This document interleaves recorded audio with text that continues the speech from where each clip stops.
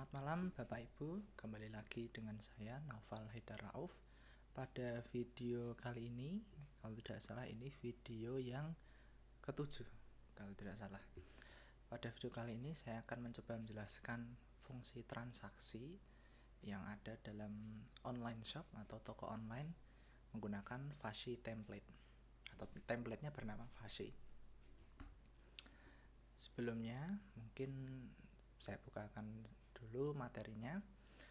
Pada materi yang disediakan BK, tentu kalau ingin menambahkan kalau ingin menambahkan alamat ke sebuah halaman, tentu kita perlu menambahkan routes-nya. Di sini untuk transaksi kita menambahkan 3 routes. Untuk routes pertama itu nanti HTTP request-nya yang bertipe GET. Kemudian yang kedua juga bertipe GET. Ini nanti untuk invoice atau nota atau struk belanjanya. Tentu karena ini nota, setelah slash-nya nanti akan dibuat dinamis seperti itu. Maka ditambahkan bagian segmen untuk menerima apapun setelah bagian slash ini. Mirip seperti yang ada di routes-nya kategori dan produk. Hal yang baru mungkin filter yang kita beri nama out. Maaf bukan filter. Maksudnya parameter selanjutnya adalah ada sebuah kurung siku atau square bracket yang kita isi key untuk filternya adalah out. Ini nanti merujuk ke bagian app config filters.php. Jadi ketika kita memanggil sebuah key yang bernama out yang hanya kecil dari filters seperti itu, kita nanti akan memanggil kelas ini seperti itu. Karena ini lokasinya dari app ke filter, masuk ke dalam folder filters, dari folder app masuk ke dalam folder filters, kemudian masuk ke file yang bernama out dan nanti akan mengambil nama kelas di dalam file out tersebut. Sebelumnya file out ini sudah saya tunjukkan kalau tidak salah pada fitur registrasi dan login. Mungkin setelah itu persis, dimana nanti akan memeriksa apakah sesinya itu tidak memiliki value bernama isLogin, tidak memiliki isi bernama isLogin. Kalau iya, kalau kondisi tersebut terpenuhi, maka akan melakukan redirect ke halaman login seperti itu. Kemudian di sini kita menambahkan kita menambahkan sebuah aliases, sebuah key yang bernama out, kemudian isinya seperti ini. Kalau kita lihat di bagian atas-atasnya yang bawaan dari coordinator, ini semua mengarah ke nama file dan kelasnya persis sama seperti nama filenya seperti itu. Kemudian tentu kita perlu membuat model, kita juga perlu membuat entities, karena nanti pada bagian modelnya akan mereturn berupa entity seperti itu untuk membungkus modelnya kalau tidak salah, sejauh pemahaman saya. Kemudian kita perlu menambahkan validation rules. Jadi karena rules-nya required, kalau tidak diisi nanti akan menampilkan error.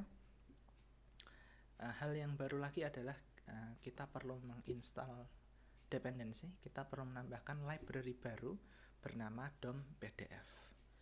Kemudian kita tambahkan sebuah file baru di dalam folder libraries bernama myPDF.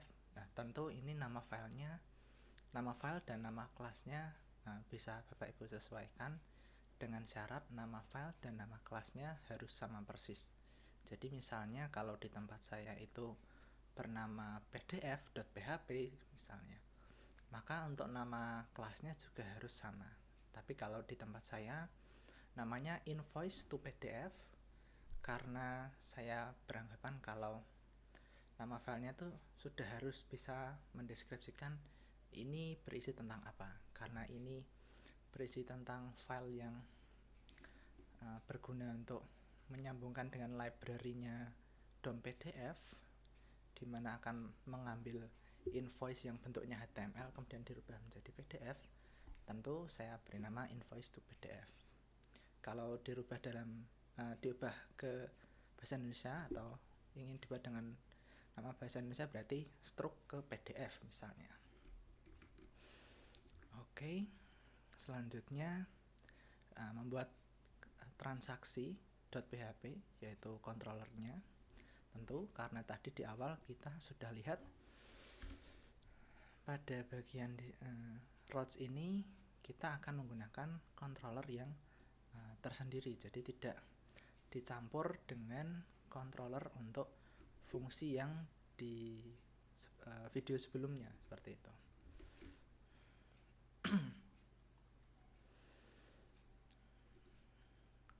Kalau untuk di tempat saya, untuk library-nya seperti ini, invoice to PDF, hanya beda nama, isinya tetap sama. Dan ini akan saya close saja terlebih dahulu.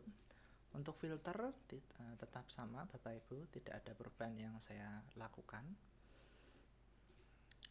Mungkin yang perlu saya ralat adalah out ini, yang out.php dari dalam folder filters, itu seharusnya saya menjelaskan bahwa file ini digunakan ketika fitur transaksi itu dijalankan, bukan ketika fitur register dan login dijalankan, seperti itu.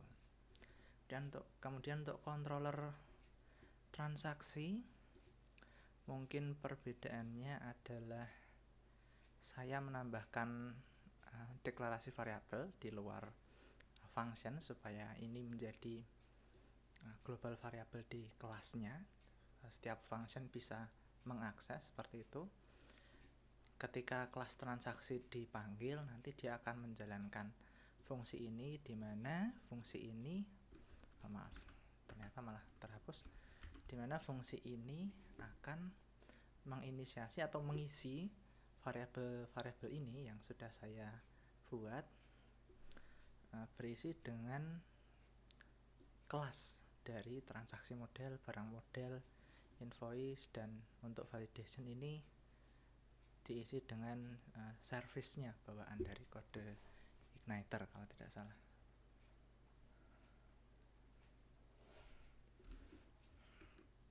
Baik, mungkin akan saya tunjukkan langsung ya. Ini sudah langsung di bagian akhir dari materinya, di mana screenshot ini menunjukkan pura-puranya kita melakukan pemesanan dari sebuah sweater. Ini nanti akan dikirim di sebuah alamat yang ada di Provinsi Jawa Tengah, kotanya Semarang. Kemudian layanannya menggunakan layanan reguler. Untuk yang service atau layanan kurir ini masih ada kaitannya dengan Raja Ongkir API, karena ini memang menggunakan API-nya Raja Ongkir untuk menampilkan layanan pengirimannya dari layanan apa aja, misalnya JNE, JNT, atau Si Cepat, atau POS misalnya, dan sebagainya. Kemudian untuk bagian estimasi ini juga isinya dibuat secara dinamis, mengikuti respons yang dikirim dari API-nya Raja Ongkir. Untuk jumlah pembelian tentu ini logiknya masih menggunakan logik yang dibuat oleh kita pada video sebelumnya yang bagian shop atau bagian etalase tokonya untuk menunjukkan produknya. Mungkin langsung saja daripada hanya melihat screenshot tapi kurang ada gambarannya. Oh iya, saya lupa menyebutkan kalau transaksi itu hanya bisa dilihat ketika usernya sudah login. Misalnya saya perlu login dulu. Kalau tidak salah ini username saya kemarin yang digunakan pada video tentang etalase toko. Saya coba ingat-ingat passwordnya, kemudian saya sign in atau masuk. Oke, ini bisa, dan Bapak Ibu bisa lihat sekarang ada menu transaksi, karena menu transaksi ini memang dibatasi bagi user yang sudah login saja, dan user yang sudah login berarti memerlukan akun, maka user memang perlu membuat akun terlebih dahulu di bagian register atau registrasi. Dan seperti ini bagian transaksinya. Bagian leave comment ini akan saya bahas pada video selanjutnya, tapi untuk video ini nanti lebih difokuskan pada transaction history-nya seperti apa. Mungkin akan saya coba melakukan pembelian seperti itu, seolah-olah saya membeli sebuah barang. Ini kameranya entah kenapa kok nggak mau fokus.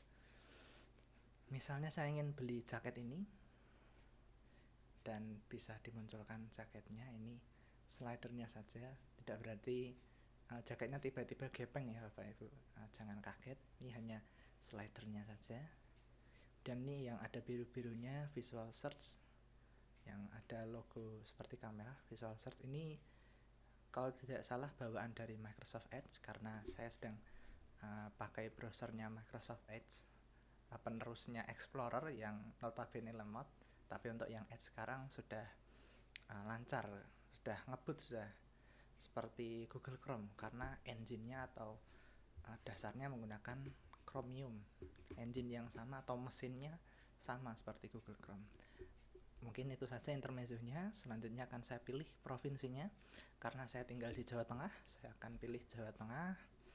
Dan untuk kota, nah, tadi Bapak Ibu lihat sempat ada jeda di mana ada bagian hitamnya, itu sedang melakukan request ke API dan menunggu responnya, seperti itu.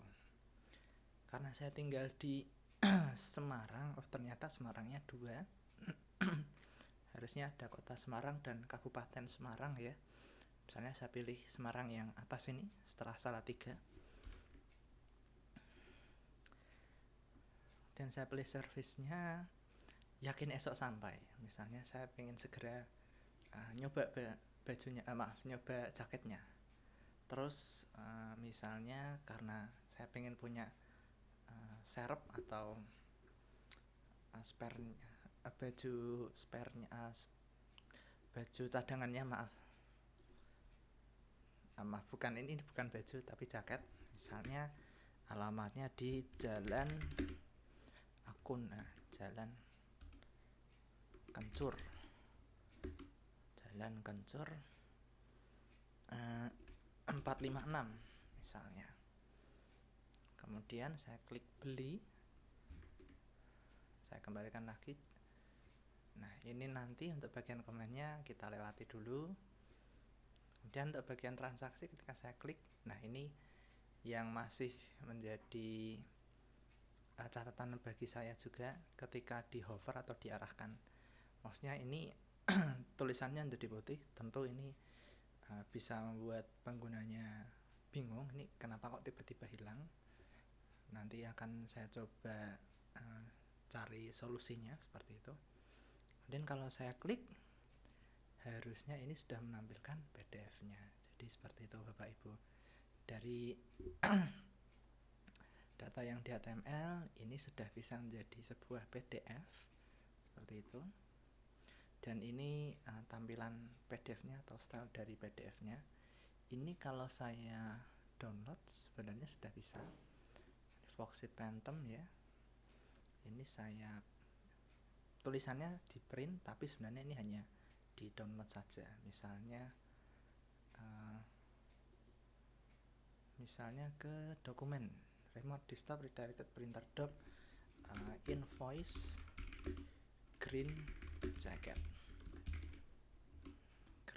Greennya typo, green jacket 2 unit misalnya. Nah, nanti akan saya coba drag and drop ke sini.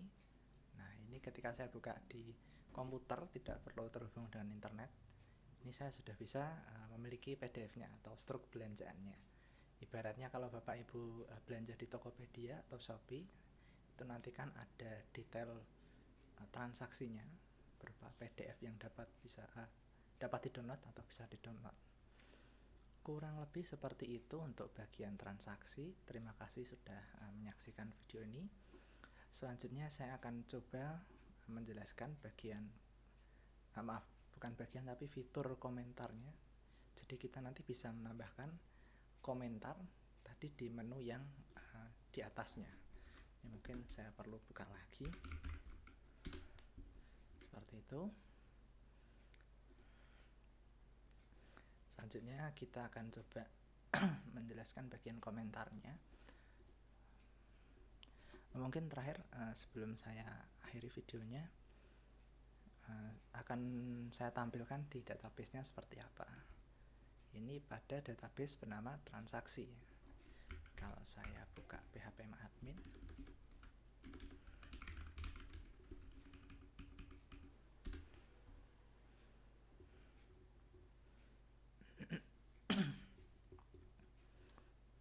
oke, tunggu sebentar. Ada bagian transaksi. Nah, ini sudah masuk transaksinya. ID barangnya ID yang ketiga, karena ini kalau kita buka adalah green jacket atau jaket warna hijau. ID pembelinya adalah Paraka34 dan jumlahnya 2, total harganya sekian, alamatnya ini, ongkirnya ini statusnya 0, created, berarti misalnya belum diproses seperti itu. Created by 2, ini kalau tidak salah mengacu ke admin kalau tidak salah.